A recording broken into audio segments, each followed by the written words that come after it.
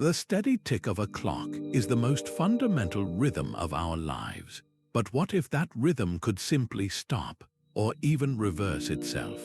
We are about to explore the moment physics stops making sense, a journey into the profound enigma of when time breaks.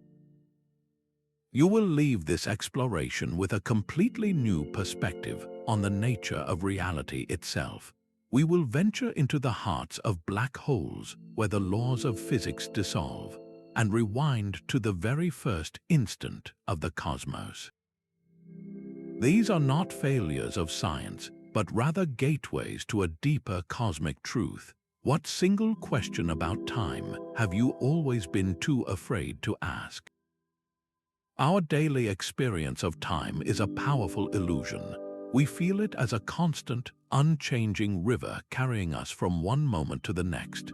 This perception is so deeply ingrained that it feels undeniably real. But this constancy is merely a local phenomenon, a comfortable fiction that shatters the moment we look beyond our immediate world. The first great crack in this illusion came from Albert Einstein. His theory of relativity revealed that time is not a rigid backdrop for the universe. Instead, it is a flexible dimension, intimately woven with the fabric of space itself. This spacetime fabric can be stretched and warped by two powerful forces, gravity and velocity. The stronger the gravity, the more time slows down. The faster you move through space, the more time dilates or stretches from the perspective of others. This is not just a theoretical idea, it is a practical reality that engineers must account for every single day. The atomic clocks on board GPS satellites, orbiting high above Earth where our planet's gravity is slightly weaker, actually tick faster than identical clocks on the ground. If this tiny difference were not constantly corrected, your phone's navigation would fail within minutes, guiding you into a field instead of to your destination. This proves that time itself is a dynamic and active participant in the cosmos, not a passive stage. The steady tick of a clock is not a universal truth, but a local condition, forcing us to question the very foundations of our reality and leading us toward the edge of understanding, where time does not just bend but breaks completely. This ultimate breakdown occurs at the heart of a black hole. Imagine all the mass of a giant star, crushed by its own immense gravity, compressed into a single point of infinite density. This is the singularity. It is not a physical object you could touch, but a mathematical boundary where the equations we use to describe reality simply stop working. The very fabric of spacetime, warped beyond all recognition, curves toward an infinite value. At this point, the reliable flow of time shatters. The ideas of before and after, cause and effect, become completely meaningless. As the physicist Kip Thorne once stated, the laws of physics break down at the singularity. This is not a minor calculation error, but a fundamental frontier of our knowledge. It is a place where time and space, as we understand them, cease to exist. This cosmic dead end is a glaring signpost, pointing toward the desperate need for a deeper, more complete theory of the universe. The same mathematical breakdown that occurs in a black hole also marks the very start of everything. Rewind the cosmic clock to 13.8 billion years ago, and you find the entire observable universe compressed into an inconceivably hot, dense point. This was the moment of the Big Bang, a singularity of infinite density and temperature. At this instant, which scientists label as time equals zero, the equations of general relativity once again collapse into nonsensical infinities. They cannot describe the beginning itself, only the explosive expansion that began a fraction of a second later. This primordial fireball represents the ultimate origin event. It is the moment when time and space, as we know them, were born from a state that our current physics is completely incapable of describing. Think about that for a moment. The very framework of our reality, the stage upon which every event in history has played out, emerged from a condition that is fundamentally beyond our comprehension. This is not just a dead end for our equations, it is a profound clue. It hints that our entire universe, with its billions of galaxies and its arrow of time, might be just one single episode in a much larger and perhaps cyclical cosmic story. What came before the Big Bang is not a question with a simple answer, because in that singular state, the idea of before may have had no meaning at all. This quantum world presents a direct challenge to our everyday sense of cause and effect. While we live in a universe where spilled milk never jumps back into the glass, the fundamental particles that make up that milk operate under a completely different set of rules. In the quantum realm, a single electron does not travel from one point to another along a single, neat trajectory. Astonishingly, it takes every possible path at once. It goes left, it goes right, it loops around in a figure 8, it even takes a detour to the other side of the universe. All of these potential journeys are superimposed, and the electron only settles into one definite path when we observe it. This bizarre behavior is governed by probabilities, not certainties, and the equations that describe it are almost entirely blind to the direction of time. They work perfectly well whether time is running forward, as we perceive it, or backward. This is the puzzle of time symmetry. At the most fundamental level of reality, there is no built-in arrow pointing from past to future.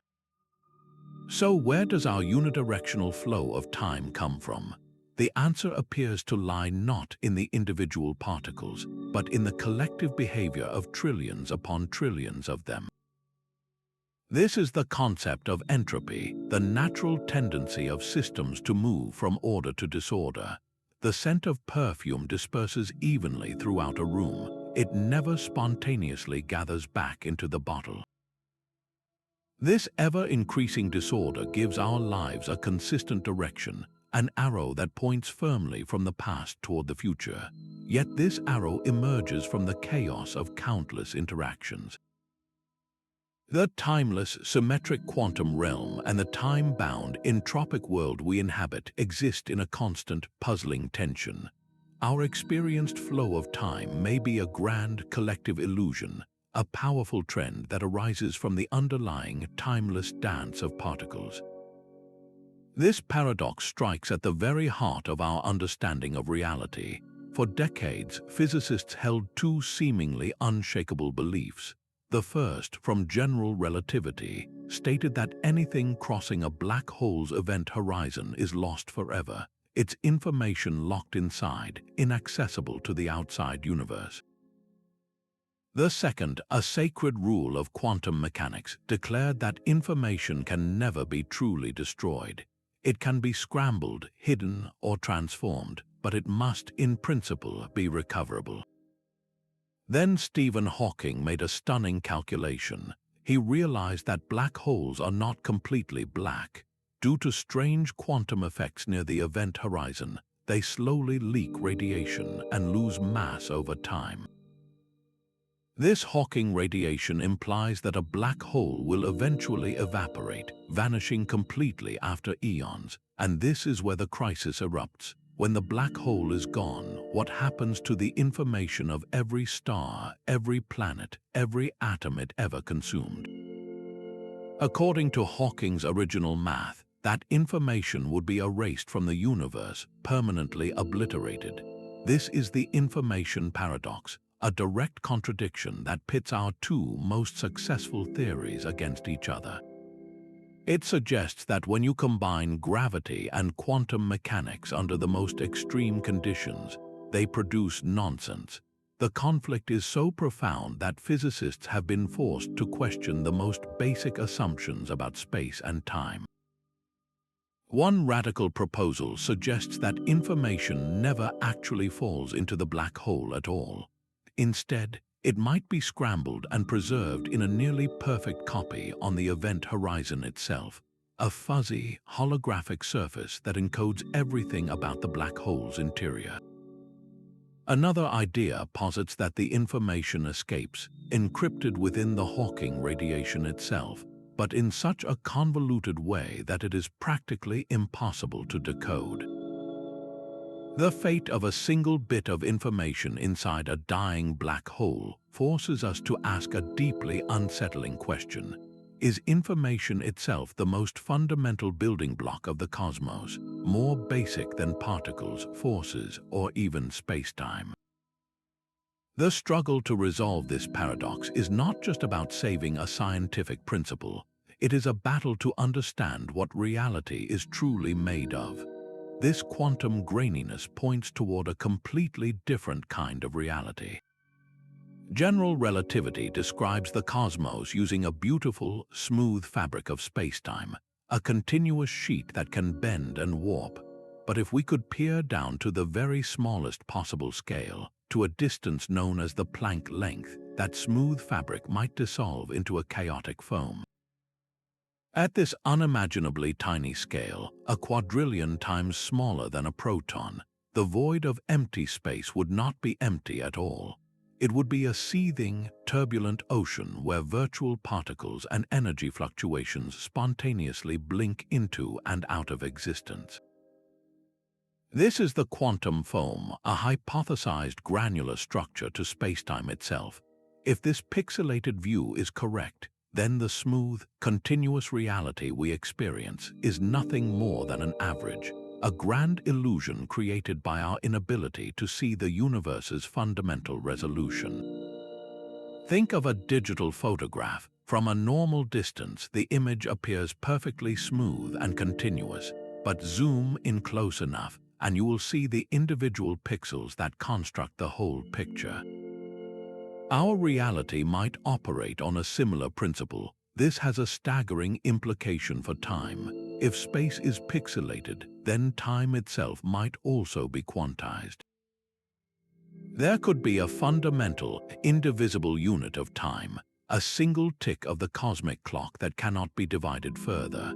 Our perception of a flowing, continuous river of time would then be an emergent property, much like the smooth motion of a movie is created by a rapid succession of still frames. This challenges the very core of classical physics, which relies on infinitely divisible moments.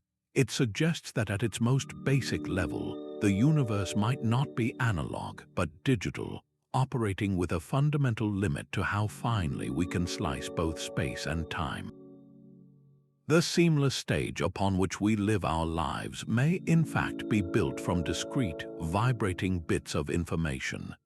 Yet the strangest theoretical possibility is one that emerges directly from Einstein's own equations. They allow for pathways through the cosmos so twisted that they could bring you back to your own past. These are closed time-like curves. Imagine a line drawn through the four-dimensional fabric of spacetime that represents your life's journey from birth to this very moment. In our normal reality, that line always moves forward, never doubling back on itself. But a closed time-like curve is a path that loops back, connecting a point in the future to a point in the past. If you were to follow such a loop, you would eventually return to an earlier moment in your own timeline. You could, in theory, sit in the audience of your own 5th birthday party. This is not science fiction, but a mathematical consequence of general relativity under specific, exotic conditions, such as in the presence of an infinitely long, rotating cosmic string or within a stable, traversable wormhole. The immediate and devastating consequence of such a loop is the complete destruction of causality, the foundational principle that cause must always precede effect. This breakdown is perfectly captured by the infamous grandfather paradox. Suppose you travel back in time to a period before your grandfather had children. Through some action, perhaps an accident you cause, you prevent him from ever meeting your grandmother.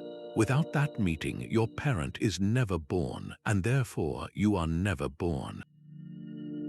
But if you were never born, how could you have traveled back in time to set these events in motion? The logic ties itself into an inescapable knot. Your existence both depends on and prevents the very conditions that led to it. This is not just a quirky thought experiment. It represents a fundamental incompatibility between the smooth, geometric universe of general relativity and the logical, cause and effect universe we inhabit. For closed time-like curves to be physically possible without creating such absurdities, our understanding of reality would need a radical overhaul. One potential resolution is the idea of parallel timelines or alternate histories.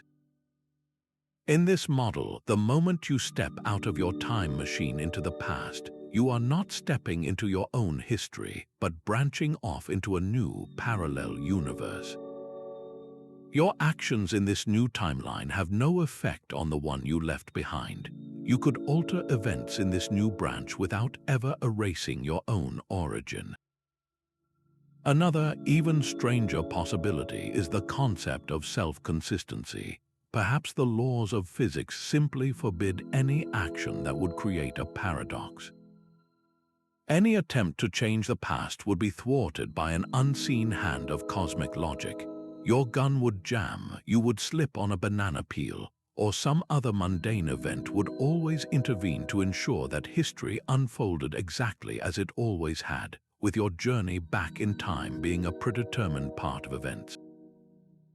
You were always there in the audience at your own birthday party. You just never realized it was your future self. These are not just clever escapes from a logical trap. They force us to ask whether the flow of time we experience is truly fundamental, or if the entire cosmos is a single, unchanging four-dimensional block where past, present, and future all exist simultaneously, and our journey through it is merely a persistent illusion. These theoretical tunnels through spacetime are perhaps the ultimate expression of Einstein's geometric universe. Known as wormholes, or more formally as Einstein-Rosen bridges, they are not mere science fiction. They are valid, albeit highly speculative, solutions to the equations of general relativity. Picture the fabric of spacetime not as a flat sheet, but as a vast folded paper. A wormhole would be a tiny tunnel, a cosmic shortcut connecting two otherwise distant folds. You could step in one end and emerge light years away in an instant, bypassing the immense distance between. Yet this elegant concept comes with a devastating catch. According to the known laws of physics, a naturally occurring wormhole would be catastrophically unstable. The moment it formed, the immense gravitational forces at its throat would snap it shut, collapsing the tunnel faster than even a single photon of light could traverse it. To hold this tunnel open, to make it traversable, you would need a truly bizarre kind of material. This is what physicists call exotic matter. It is not just an unusual metal or a strange gas. Exotic matter would need to possess a property that seems to defy the very nature of reality, a negative energy density. This means it would have to exert a kind of negative gravity, pushing spacetime apart rather than pulling it together. We are not certain such a substance can even exist in stable, macroscopic quantities. Some quantum effects, like the Casimir effect, show fleeting glimpses of negative energy in a lab, but these are microscopic whispers, not the roaring, structural force needed to prop open a celestial gateway. The search for exotic matter is a search for a ghost, a substance that could either unlock the universe or unravel the very laws that hold it together. The existence of a stable wormhole would not just be a convenient shortcut. It would fundamentally challenge our understanding of locality, the principle that objects are only directly influenced by their immediate surroundings. With a wormhole, an action taken at one end could have an instantaneous effect at the other, even if those ends are billions of light years apart. This immediately resurrects the specter of time travel. If you could move one end of the wormhole at near light speed, time dilation would cause that end to age slower than the stationary end. After a journey, the two mouths of the wormhole would be out of sync, not just in space but in time. Stepping into the moving mouth could mean stepping out of the stationary mouth into its own past. You would have created a closed time-like curve, a time machine, with all the devastating paradoxes that follow. The wormhole, therefore, is more than a hypothetical object. It is a profound stress test for the entire framework of physics. Its theoretical possibility pushes our most cherished theories to their absolute breaking point, forcing us to ask whether such a cosmic shortcut would be a gateway to the stars, or the very moment our understanding of causality shatters forever. This blurry quantum state is described by a mathematical entity called the wave function. It is not a physical wave in space, but a wave of probability, encapsulating every possible future for a particle. An electron is not just spinning up or down, it exists in a superposition of both states simultaneously. The moment you look, however, this delicate balance is violently shattered. The wave function collapses and the particle snaps into a single, definite reality. But this simple description hides a deep and troubling mystery. What exactly triggers this collapse? What qualifies as a measurement? Is it the interaction with a complex macroscopic machine, the click of a detector, the imprint on a photographic plate? Or does it require something far more profound, the awareness of a conscious mind? This is the infamous measurement problem, and it carves a fundamental divide between the quantum world and our own. The act of observation seems to hold a bizarre power, transforming a world of maybes into a world of is. The implications for time are just as unsettling. The collapse of the wave function is not a gradual process. It is an instantaneous all-or-nothing event. One moment there is a spread-out cloud of possibilities, the next a single concrete fact. This sudden jump does not fit within the smooth, continuous fabric of spacetime described by Einstein's relativity. It is a stark, discrete transition that seems to operate outside of that flow. This schism points to a gaping hole in our understanding. We have one set of rules for the very small and another for the very large, but no clear bridge connecting them. How does a universe built from fuzzy, probabilistic quantum ingredients produce the solid, definite reality we experience every second? The answer may force us to rewrite our concept of time itself, suggesting that the steady tick of the clock is merely the average result of countless quantum collapses, a statistical echo of a far stranger underlying process. This shared experience of the present moment feels like the most solid ground we have. You and I, right now, are living in the same now. Yet this universal present is a comforting illusion, shattered by the very laws that govern the cosmos. The speed of light is not just fast, it is finite. It takes time for information, for the very image of events to travel across space. This simple fact, combined with the relentless effects of time dilation, means that simultaneity is not absolute. It is relative. Picture two flashes of lightning striking a long train track at the exact same instant, one at the front and one at the back. For an observer standing precisely midway between them, the light from both flashes arrives at the same time. For that person, the events are simultaneous. But now imagine an observer on a high-speed train rushing directly toward one of the flashes. Because this observer is moving toward the light from the front flash and away from the light from the rear flash, the signals will not arrive together. The flash ahead will be seen first. For this moving observer, the two strikes did not happen at the same time. There is no single cosmic clock that dictates a universal now for everyone, everywhere. Your present moment and the present moment of an alien civilization in a distant galaxy are not necessarily the same. What you perceive as happening right now on a star 1,000 light-years away is, for another observer moving at a different velocity, already in the past or still in the future. This forces a profound and unsettling conclusion. There is no privileged frame of reference, no God's-eye view from which the entire universe can be said to share a single, flowing present. If there is no universal now, then what exactly is the present? It cannot be a wave sweeping across reality, because its passage would depend entirely on who is watching and how they are moving. This points toward a radical possibility that the flow of time itself is not a fundamental feature of the cosmos, but rather a psychological construct, a story our brains tell us to make sense of the world. This idea is crystallized in the block universe theory. In this view, the entirety of spacetime is a single, static, four-dimensional block.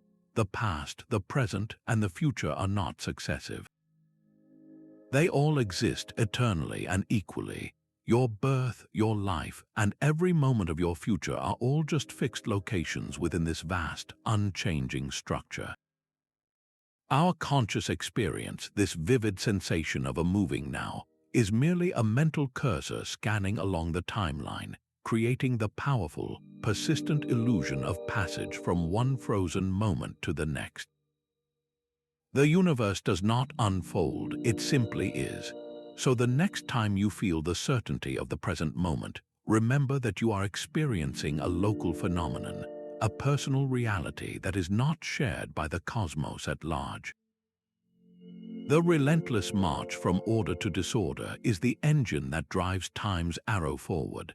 This is the second law of thermodynamics, and it gives our universe its unmistakable direction. We remember yesterday but not tomorrow because yesterday was a more ordered, lower entropy state. Consider a drop of ink in a glass of water. At first, the ink is concentrated, a small island of order in the clear liquid. Left alone, it will always spread out, mixing evenly until the entire glass is a uniform, murky shade. This is entropy increasing. The process never reverses itself. The dispersed ink never spontaneously gathers back into a single, dense drop. This irreversible slide into disorder is why we experience a past that is fixed and a future that is open. Yet this creates a profound breakdown in our understanding.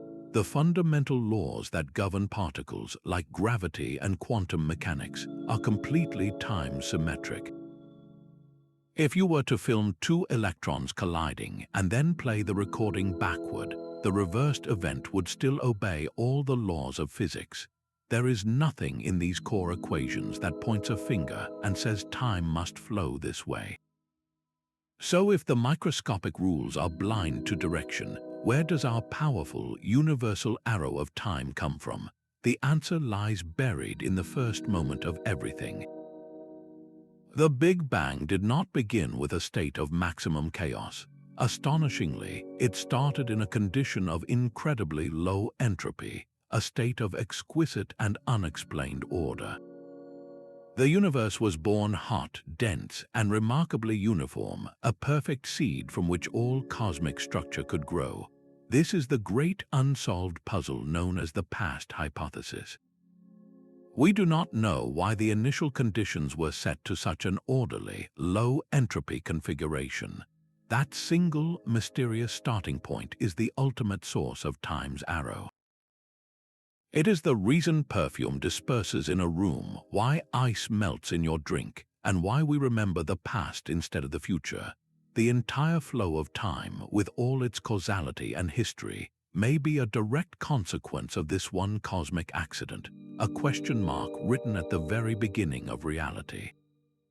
This staggering miscalculation is known as the Vacuum Catastrophe, and it represents the single greatest failure of numerical prediction in all of science. We are not talking about being off by a little, or even by a factor of 1,000,000. The theoretical value for the energy of empty space exceeds the observed value by a number so incomprehensibly vast it defies analogy. It is a 1 followed by 120 zeros. To grasp the scale of this error, imagine that our theoretical prediction for the energy in a single cubic centimeter of pure nothingness was larger than the total energy contained within the entire observable universe. The calculation is not just wrong, it is catastrophically, meaninglessly wrong. This is not a simple rounding error. It is a screaming alarm that our most fundamental theories of the quantum world and of gravity are fundamentally incompatible when confronted with the void. The vacuum of space, according to quantum field theory, is a seething, bubbling cauldron of activity. So-called virtual particles spontaneously pop into and out of existence, borrowing energy from the void for fleeting moments before annihilating each other. All of this frantic activity should contribute an enormous energy to every single point in space, a background hum of cosmic proportions. Yet when we look out at the universe, we do not see this incredible energy. Instead, we measure a value for this vacuum energy, which we call dark energy, that is incredibly small but definitely not zero. And this tiny, inexplicable number holds the fate of the cosmos in its grasp. It is this faint pressure of nothingness that is relentlessly pushing the universe apart, accelerating the expansion of galaxies and determining the ultimate destiny of all things. The fact that this number is not zero, but is also not the colossal value we predict, is perhaps the most profound clue we have that our understanding of reality is profoundly incomplete. The vacuum catastrophe forces us to ask whether we are missing an entire layer of physics, a principle that somehow cancels out almost all of this quantum noise, leaving behind only the faint, universe-shaping whisper we call dark energy. This smooth, uniform temperature across the cosmos presents a puzzle so profound it threatens to unravel our entire story of the beginning. When we observe the cosmic microwave background, the ancient light from the universe's infancy, we see a sky of almost perfect thermal equilibrium. It is as if you entered a vast room where every single object, from the chair in the corner to the lamp on the far wall, was at the exact same temperature to within a tiny fraction of a degree. This discovery immediately creates a crisis for the standard Big Bang model. For two regions of space to reach the same temperature, they must have been in thermal contact, able to exchange energy until they balanced out.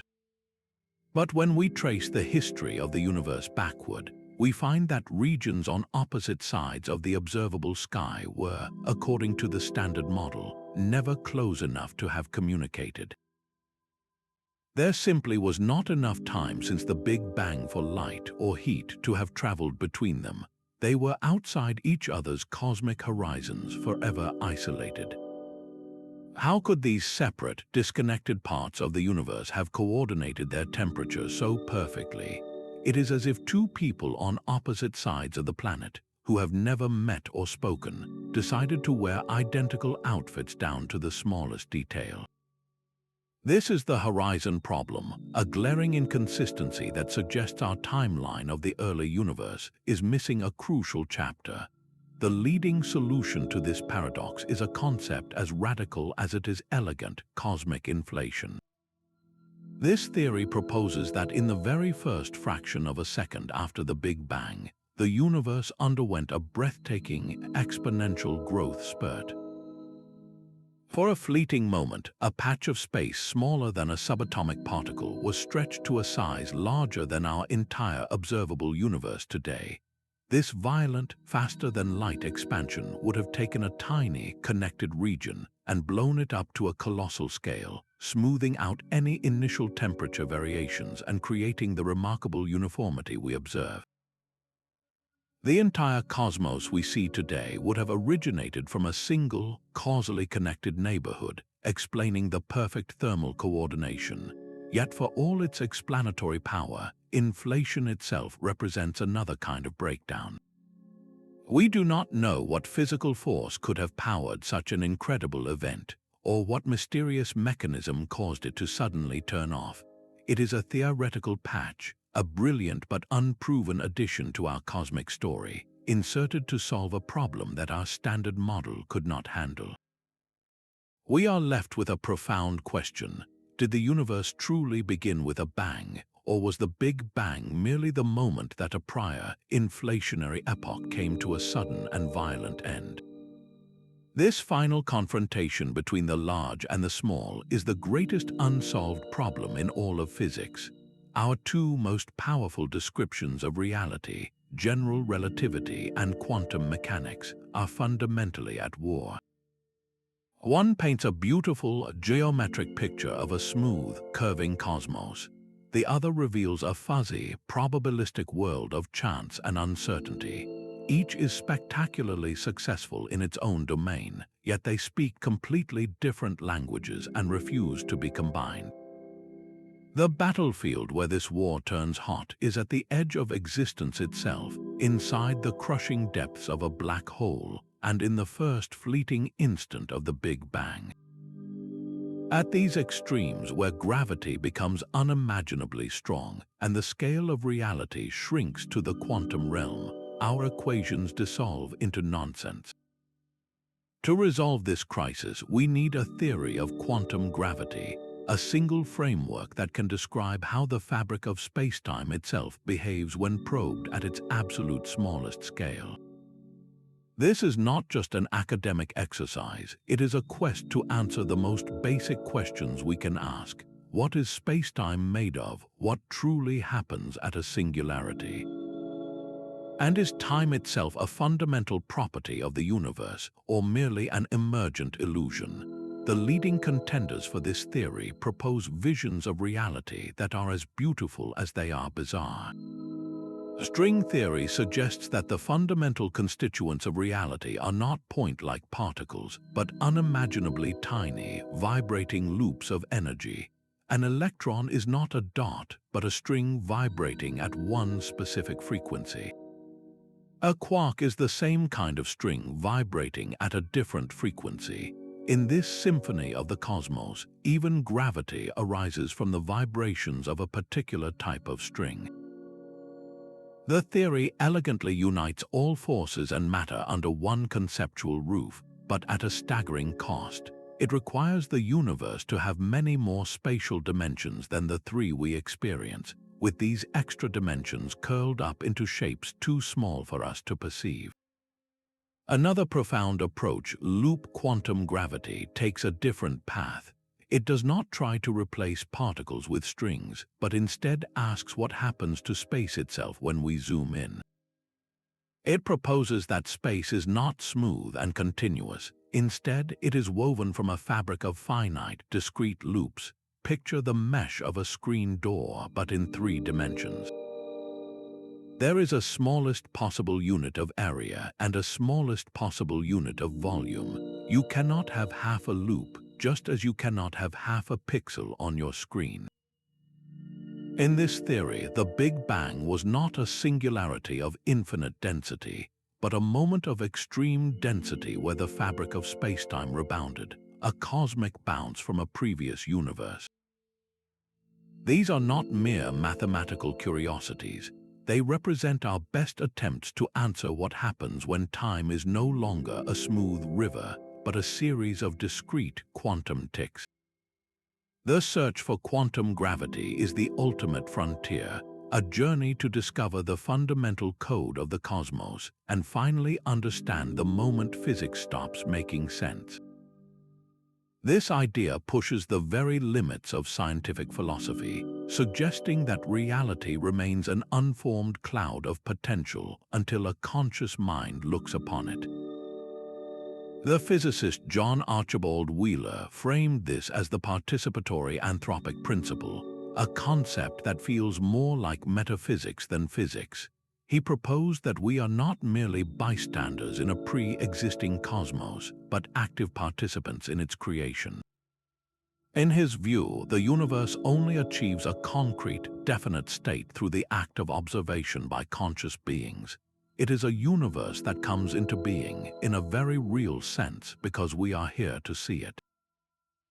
This turns our common sense understanding of cause and effect completely inside out. We believe the past is fixed and immutable, a chain of events that led inevitably to this present moment. But what if that chain is not so rigid? Wheeler's most radical thought experiment, the delayed choice experiment, implies that an observation we choose to make today could retroactively determine what happened billions of years ago. Imagine a photon from a distant quasar that has been traveling toward Earth for eons. Billions of years ago, this photon reached a gravitational lens, a massive galaxy that bends space-time around it. The photon could have gone to the left of the galaxy or to the right. According to quantum rules, it did not choose a path. It took both paths simultaneously. Its existence spread out as a wave of possibility. Now, here on Earth, we set up a contraption to detect this ancient photon. We have a choice. We can set up an instrument that forces the photon to reveal which path it took, left or right. In this case, it will behave like a particle that chose one definite path long ago. Or we can set up an interferometer, a device that allows the two possible paths to overlap. When we do this, the photon behaves like a wave, showing an interference pattern that proves it traveled both routes. Our choice of measurement today, right now, seems to dictate what that photon was doing billions of years in the past. Did it travel as a wave or a particle? The answer depends on what we decide to look for. This is not just a breakdown of local realism, the comforting idea that objects have definite properties regardless of whether we are looking at them. It is a catastrophic tear in the linear fabric of time itself. It suggests a cosmos where the future and the past are entangled in a single, timeless knot, and where consciousness is not a passive byproduct of physical processes, but may be the very mechanism that crystallizes reality from a sea of quantum potential. Are we, the observers, the final piece in a cosmic puzzle that would not exist without us looking? But what if the very stage upon which this cosmic drama plays out is itself an illusion? The smooth, continuous fabric of spacetime, the foundation of Einstein's universe, might not be fundamental at all. It could be a secondary effect, a collective hallucination emerging from something far more bizarre and primitive. The source of this grand deception may be the quantum phenomenon of entanglement. When two particles become entangled, they lose their individual identities. Their properties, like spin or polarization, become inextricably linked in a single, shared quantum state. Measure one, and you instantly know the state of the other, even if it is on the other side of the galaxy. This is Einstein's spooky action at a distance, a connection that seems to defy the speed of light and the very concept of separation. How can two things be so perfectly correlated without any physical communication? The emerging answer is as profound as it is strange. This spooky connection might actually be weaving the fabric of space itself. Think of two entangled particles not as separate objects, but as 2 points connected by a single thread of quantum information. Now imagine a vast, dense network of these threads, a cosmic web of trillions upon trillions of entangled connections. Where these threads cross and overlap, they could create the very geometry of spacetime. Distance itself would no longer be a primary concept, but a measure of how entangled 2 points are. The less entangled they are, the farther apart they seem. This radical idea has been given mathematical weight through the holographic principle, pioneered by physicists like Juan Maldacena. His work suggests a universe with gravity, like our own, can be completely described by a quantum theory living on its distant boundary, like a three-dimensional image encoded on a two-dimensional surface. In this mind-bending picture, our entire four-dimensional universe of space and time, with all its galaxies and stars, emerges from a vast collection of entangled quantum bits on a lower dimensional shell. The flow of time, then, is not a river flowing through this stage, but a perception generated by the constant, dynamic changes in this underlying network of quantum connections. Our journey from past to future may simply be our brain's way of interpreting the evolution of cosmic entanglement. We are not moving through time. We are witnessing the relentless rewiring of the quantum fabric from which reality is spun. The equations that shape our cosmos hold a secret so profound it erases the very stage upon which we live our lives. In the 1960s, physicists John Wheeler and Wheeler-DeWitt set out to achieve the ultimate goal of physics, to write a single equation that would seamlessly blend general relativity with quantum mechanics. They succeeded in creating a mathematical framework for a quantum state of the entire universe, but their success came with a shocking price. When they finally wrote down their master equation, they found it contained no variable for time. The Wheeler-DeWitt equation simply does not include time as a component. It describes the entire cosmos, from the Big Bang to the farthest galaxy, as a single, unchanging quantum object, a frozen block of reality where nothing ever happens. This is not a universe where time flows, but one where all of eternity simply is. If this equation is correct, then our relentless march from past to future is not a fundamental feature of the cosmos. It is a compelling illusion, a trick of perception that emerges from our position within this static whole. Think of a single frame from a movie. The entire story is contained within that one image, every character's beginning, middle, and end captured simultaneously. From inside the frame, a character experiences life moment by moment, believing in a linear narrative, but from the outside, their entire timeline is fixed and complete. The Wheeler-DeWitt equation suggests our universe is that single frame, and we are the characters mistaking our fixed positions for a moving story. This is perhaps the most radical dismissal of time imaginable, a declaration that our most intimate experience of reality is a beautiful, necessary, and utterly profound deception. This peaceful plunge into a black hole is a lie. The Firewall paradox shatters that elegant prediction with a wall of pure violence. Imagine you are an astronaut crossing the point of no return. According to Einstein's general relativity, you should feel nothing unusual at first. The event horizon is not a physical barrier, but a one-way membrane in spacetime. You would float serenely into the ultimate unknown, a concept known as the no-drama principle, but quantum mechanics tells a different, terrifying story. To protect its sacred rule that information cannot be destroyed, quantum theory demands a drastic revision. It proposes that the event horizon is not smooth and empty. It is a searing boundary, a literal wall of fire composed of unimaginably high-energy particles.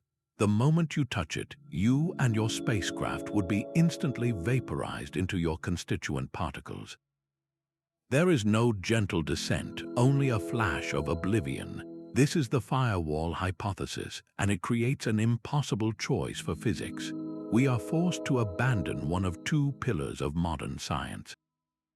Either general relativity is wrong, and the smooth spacetime it predicts at the horizon is a fiction, or quantum mechanics is wrong, and information truly can be erased from the universe. Neither option is acceptable. This paradox forces us to question the nature of the event horizon itself. Is it a place, or is it a process? Could it be a highly scrambled, chaotic region where information is constantly being processed and radiated back out, creating a lethal environment for anything trying to enter? Or does the answer lie in the bizarre nature of quantum entanglement? The particles just inside and outside the horizon must be intricately entangled to maintain the vacuum of empty space. But for information to escape, that entanglement must be broken, and the energy released in that severing could manifest as the firewall. This is more than a theoretical debate. It is a battle for the soul of physics, a clear signal that our understanding of reality, even in its most extreme domains, is still desperately incomplete. Perhaps these breakdowns are not failures at all, but simply the edge of the map. What if the moment physics stops making sense is not a flaw in our theories, but a feature of our reality? This is the core of the simulation hypothesis, a metaphysical breakdown that reframes our entire existence. It proposes that our universe, with all its galaxies, stars, and conscious life, is not the base level of reality.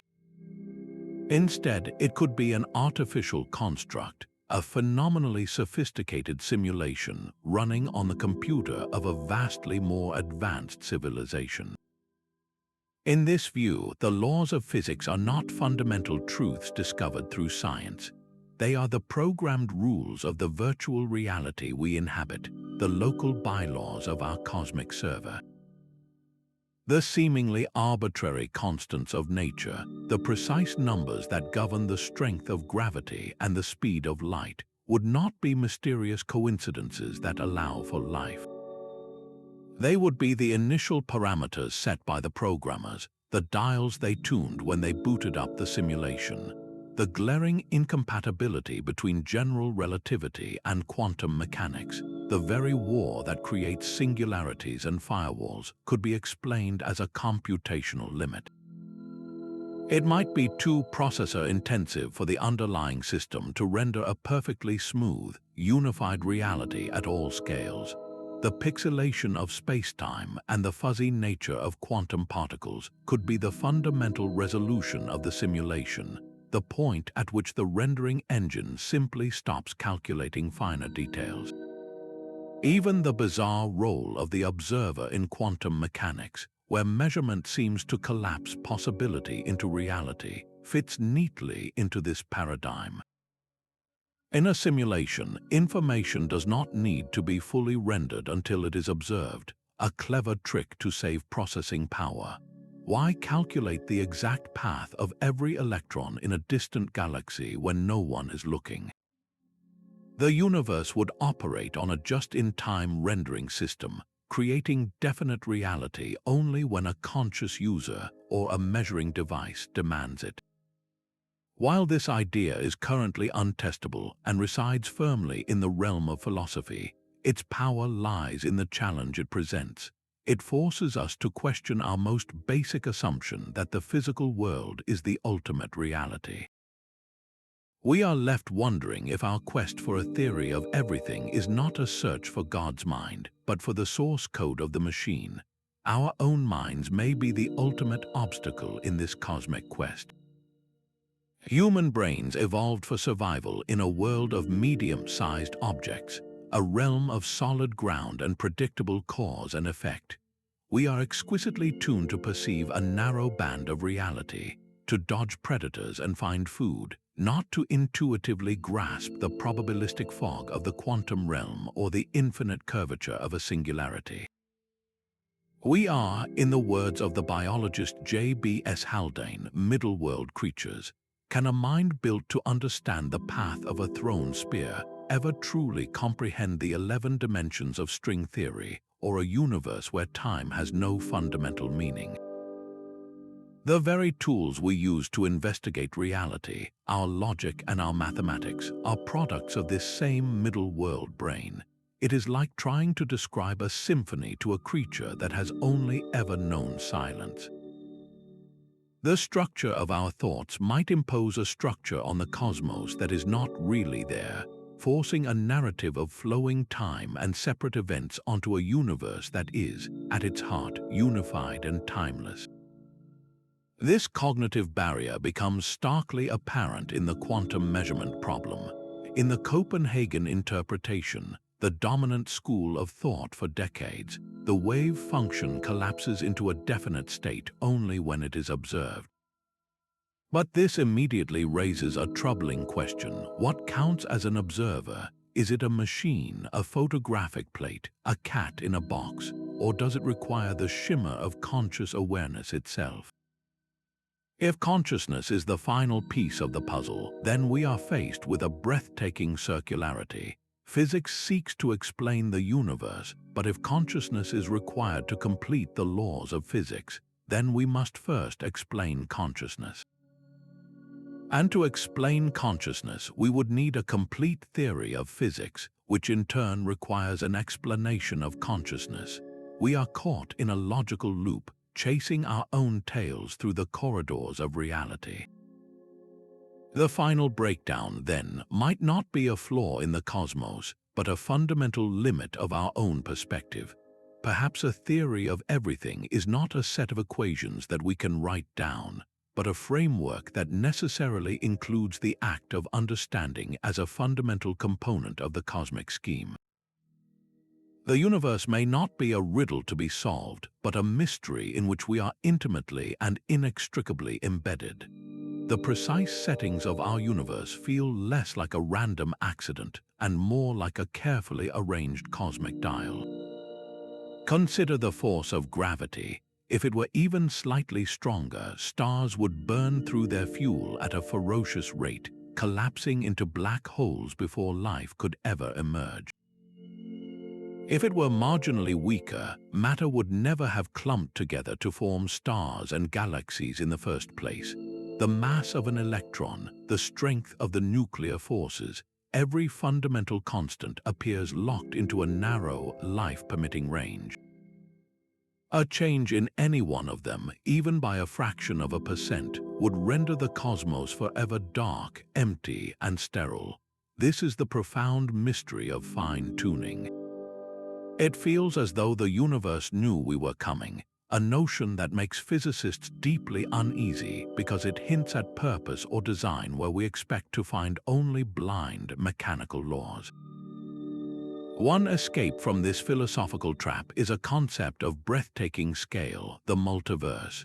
If our universe is just one bubble in an infinite, frothing ocean of cosmic bubbles, each with its own randomly selected set of physical constants, then the mystery evaporates. In an infinite multiverse, every possible combination of constants will be realized somewhere. We do not live in a special universe. We simply inhabit one of the rare, lucky bubbles where the numbers lined up perfectly for stars, planets, and eventually, conscious life to arise. All the other universes, the vast, silent majority where gravity is too strong or the electron is too heavy, remain empty and dark. This idea elegantly explains the apparent fine-tuning without any need for a cosmic architect. Yet this solution comes with a devastating cost for the very soul of scientific inquiry. The multiverse represents a catastrophic breakdown of predictability. The ultimate goal of physics has always been to find a single, elegant set of equations that uniquely describes our reality, a theory of everything. But if the multiverse is real, then there is no unique theory. Every possible set of laws plays out in its own cosmic arena. Our cherished laws of physics, from general relativity to quantum mechanics, would be demoted. They would not be fundamental truths governing all of existence. They would be nothing more than local bylaws, the arbitrary rules of our particular cosmic neighborhood. The quest to understand why the universe is the way it is would hit a permanent dead end, answered with a simple, hollow shrug, because it just is in this one. We are left to wonder if the deepest secrets of the cosmos are forever beyond our reach, lost in the infinite static of unseen realities. The steady beat of a cosmic clock might not be the only rhythm in the universe. In 2012, the Nobel laureate Frank Wilczek proposed something that sounded like a fantasy, a new phase of matter he called a time crystal. Think of a perfectly normal crystal like a diamond. Its atoms are arranged in a repeating, rigid pattern in space. This structure breaks spatial symmetry, meaning it looks different from different angles. A time crystal performs a similar trick, but with time itself. Its internal structure does not just sit still. It pulses, oscillating in a perfect, repetitive cycle, and it does this forever, even in its ground state. This ground state is the lowest possible energy configuration, the ultimate rest state for any physical system. Conventional wisdom insisted that in this state, nothing should move. A ball at the bottom of a valley does not spontaneously roll uphill. Yet Wilczek's theoretical creation defied this, suggesting a form of matter that is perpetually in motion without ever consuming energy or winding down. It breaks time translation symmetry, meaning the crystal looks different at different moments in time, even though the laws governing it are the same. It is a clock that ticks without ever being wound. The sheer audacity of the idea sent shockwaves through the physics community, with many dismissing it as an impossibility, a violation of sacred thermodynamic principles.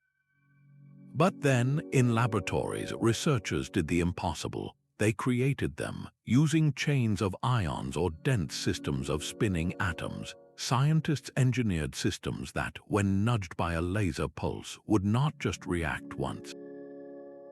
They would fall into a persistent rhythm, ticking at a frequency that was a fraction of the laser's pulse, a subharmonic beat that proved the system had entered a new, stable order. This was not just oscillation, it was a fundamentally new phase of matter, one where time itself is crystallized. This discovery shatters our traditional idea of equilibrium. We thought the most stable, lowest energy state of matter was a kind of boring, featureless piece. Time crystals reveal that even in its ultimate rest state, the universe might be quietly, perpetually, dancing to a beat all its own. This final, silent fate reveals the ultimate destiny of time's arrow. After countless eons of cosmic evolution, the universe will not end with a bang or a collapse, but with a long, drawn-out sigh. The relentless expansion driven by dark energy will continue, pushing galaxies ever farther apart until the night sky, viewed from any surviving world, becomes utterly black and empty. One by one, the furnaces of the stars will consume their last reserves of hydrogen and helium, flickering out into cold, dark cinders. Even the mightiest black holes, having feasted on galaxies for trillions of years, will not last forever. They will slowly leak their mass away through Hawking radiation, vanishing in a final, faint puff of particles. What remains is a cosmos transformed into the most desolate and featureless state imaginable. All of the universe's energy will be spread perfectly, thinly, and uniformly across an infinite and ever-growing volume. This is a state of maximum entropy, the ultimate and final victory of disorder. In this state, the temperature everywhere will approach absolute zero, a cold so profound that all motion ceases. This is the heat death of the universe. And in this perfect, unchanging equilibrium, time itself faces its final breakdown. Time, as we understand it, is a measure of change. It is the count of heartbeats, the orbit of a planet, the decay of a radioactive atom. It requires a before that is different from an after, but in the heat death there are no more heartbeats, no orbiting planets, and no decaying atoms. There is no difference between any one moment and the next, or any one location and another. With no processes occurring and no work possible, the arrow of time, which gave our universe its direction and its history, simply has nowhere left to point. It ceases to exist as a meaningful physical quantity. The cosmos becomes a static, eternal photograph. The great cosmic story, which began with a mysterious flash of low entropy, concludes in this silent, frozen sea of maximum entropy. The very dimension that gave the universe its narrative, its drama, and its sense of becoming, finally dissolves into irrelevance, leaving behind a timeless, eternal now. This radical idea suggests that our universe might be a cosmic projection. The holographic principle, one of the most mind-bending concepts in physics, proposes that all the information describing everything within a volume of space, every star, every person, every event, is not contained within that volume at all. Instead, it is painted like a fantastically complex image onto the two-dimensional boundary that surrounds it. Our rich, three-dimensional reality, with all its depth and movement, could be a holographic illusion emerging from a flat, timeless surface. This principle did not come from pure mathematical speculation. It was forced upon us by the relentless logic of black holes. When a black hole swallows an object, that object's information seems to vanish. But the laws of quantum mechanics demand that information is never truly lost. Jacob Bekenstein and Stephen Hawking discovered that the maximum amount of information a black hole can hold is not proportional to its volume, as you might expect. It is proportional to the area of its event horizon, its two-dimensional surface. A black hole's capacity is defined by its skin, not its bulk.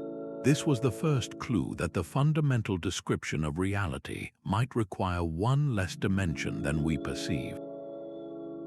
Think of a hologram on your credit card. The flat, shiny surface encodes all the data needed to project a seemingly three-dimensional image. The holographic principle applies this same logic to the entire cosmos. Our universe, with its three spatial dimensions, might be a vast hologram projected from the information stored on a distant, two-dimensional surface. This has staggering implications for time.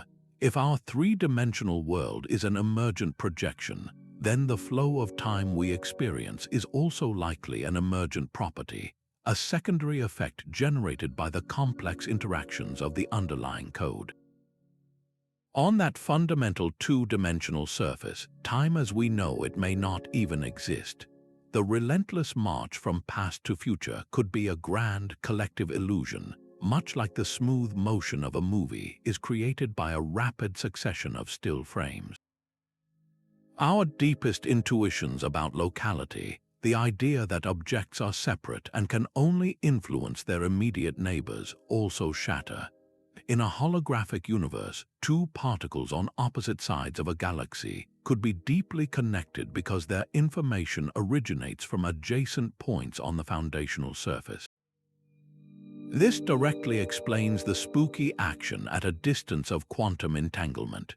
The principle represents a complete breakdown of our classical worldview, forcing us to accept that the true, fundamental workings of the cosmos operate in a realm where our familiar concepts of space and time simply do not apply.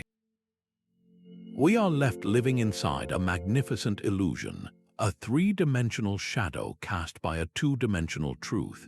This strange connection between entangled particles presents a challenge that cuts to the very heart of our cosmic rulebook. Quantum entanglement forces us to confront a phenomenon known as non-locality. When you measure one particle, its entangled partner responds instantly, no matter if they are a millimeter or a million light-years apart. This immediate correlation appears to be a form of communication that defies the cosmic speed limit, the speed of light. For decades, many physicists, including Einstein, hoped this was just an illusion. They proposed that the particles might be like a pair of gloves. If you find a left-handed glove in your pocket, you instantly know the other one is right-handed, not because of any strange connection, but because they were always that way.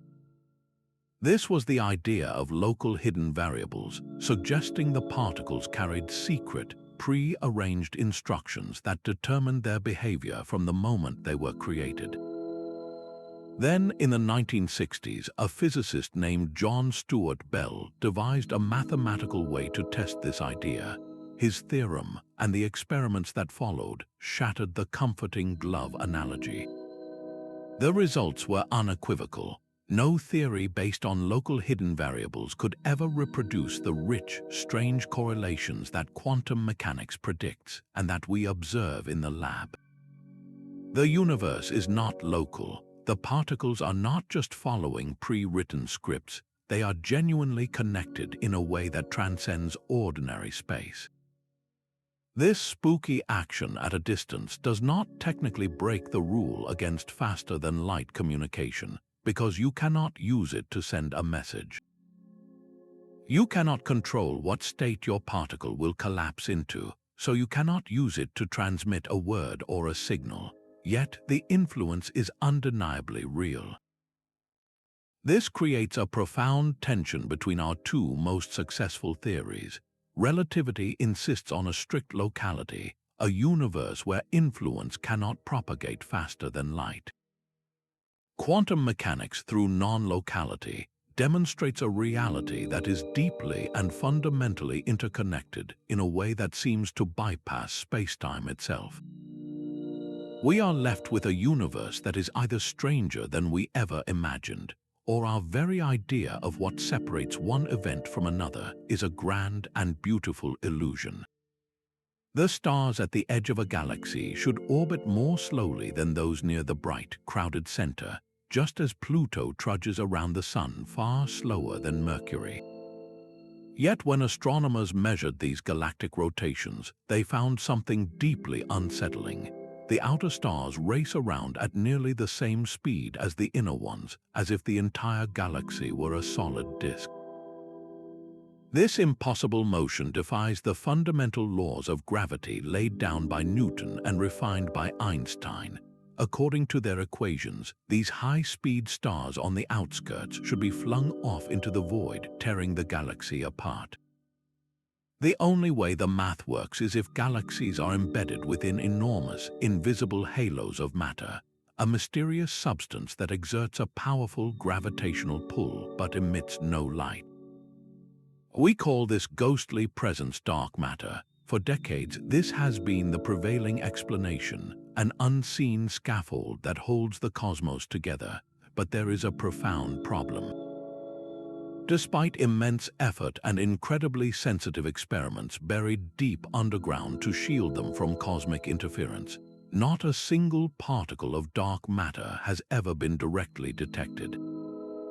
This persistent failure has given rise to a radical and compelling alternative. Perhaps the problem is not with the missing matter, but with our understanding of gravity itself. This is the premise of modified Newtonian dynamics, or MUND. It proposes that Isaac Newton's famous law of universal gravitation breaks down at the extremely faint accelerations experienced in the vast, sparse outskirts of galaxies. In these cosmic borderlands, gravity may become slightly stronger than our standard formulas predict, just enough to explain the fast-orbiting stars without needing any invisible matter at all. If MUND is correct, it would represent a catastrophic breakdown of our most trusted physical laws on a galactic scale. We would be forced to accept that the force which governs the fall of an apple and the orbit of Earth is not the same force that dictates the motion of entire galaxies. This is not a minor adjustment. It would force a complete rewrite of cosmology and galactic astronomy, challenging the very bedrock of physics and forcing us to question whether we truly understand the pull that holds the universe together. This idea walks a razor's edge between profound insight and a complete surrender of scientific inquiry. The Anthropic Principle makes a simple, almost circular-sounding statement that the universe we observe must be compatible with the existence of conscious observers. On its surface, this seems trivial. Of course, we live in a universe that can support us, yet this statement transforms into something far more potent when we confront the staggering fine-tuning of the cosmos. The precise strengths of the fundamental forces, the mass of the electron, the exact value of the cosmological constant, each one appears locked into a narrow, life-permitting range. The Anthropic Principle suggests that these are not necessarily the one true set of universal laws. They might simply be the local bylaws of our particular cosmic neighborhood, the only set that allows for beings like us to emerge and wonder about them. This introduces a form of observational selection bias into the very heart of cosmology. We are not objective surveyors of all possible realities. We are prisoners of a single, habitable cell, trying to deduce the nature of the entire prison by looking at our own walls. We can only measure the laws of a universe that has already passed the ultimate test, the test of creating us. This represents a potential breakdown of the traditional scientific method, which strives for objective, observer-independent truths. The Anthropic Principle forces us to consider a deeply unsettling possibility, that the answers to why the laws are as they are might be inextricably tied to the simple, brute fact that we are here to ask the question. It reframes our quest from searching for a unique theory of everything to merely explaining our local conditions within a vast and possibly infinite landscape of possibilities.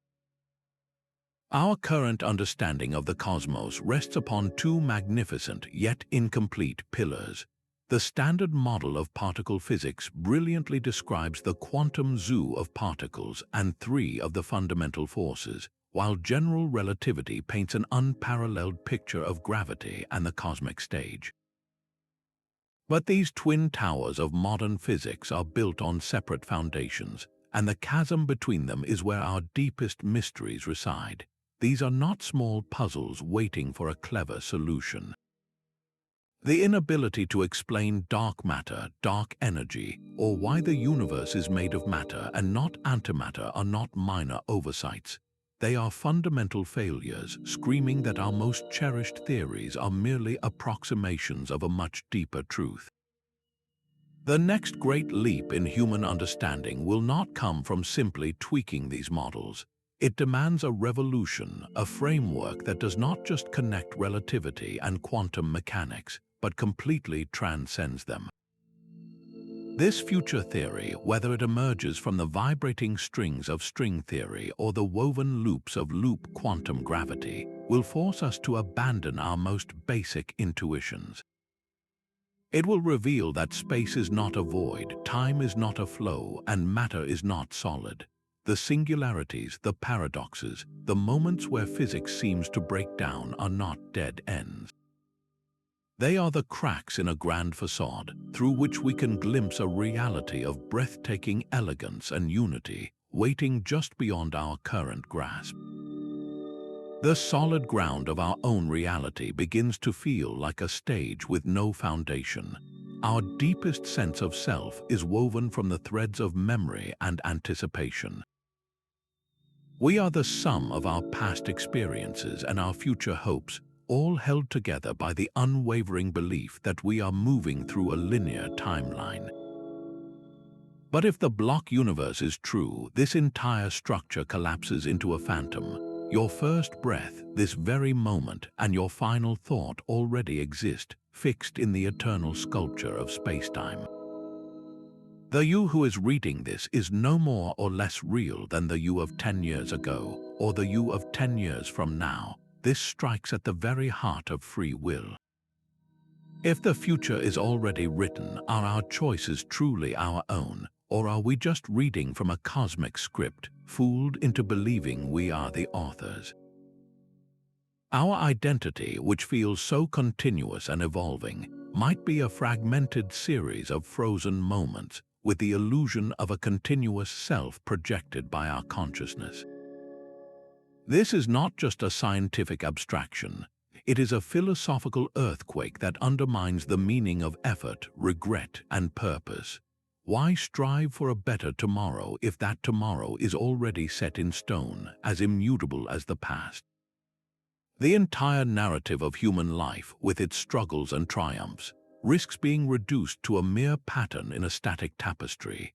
We are left to wonder if our most profound experiences of change and becoming are nothing more than a magnificent, inescapable delusion. Our journey to the edge of physics reveals a cosmos far stranger and more wondrous than we could have conceived. The steady tick of a clock is not a universal truth, but a fragile and local construct, bending around massive objects, freezing at singularities, and perhaps dissolving entirely into a timeless quantum code. We have stood at the precipice where our most successful laws dissolve into infinities and paradoxes, yet these breakdowns are not failures of science. They are the most exciting clues we have. Each singularity, each firewall, and every instance of spooky action is a doorway, beckoning us toward a deeper and more unified understanding of reality. The universe is under no obligation to make sense to our middle-world brains, but our relentless curiosity is the engine that pushes us forward, compelling us to map the unknown. Let this exploration be a starting point for your own. The greatest discoveries lie not in the answers we possess, but in the profound mysteries that remain. Share your thoughts on these cosmic puzzles in the comments below, and subscribe to continue questioning the very fabric of reality.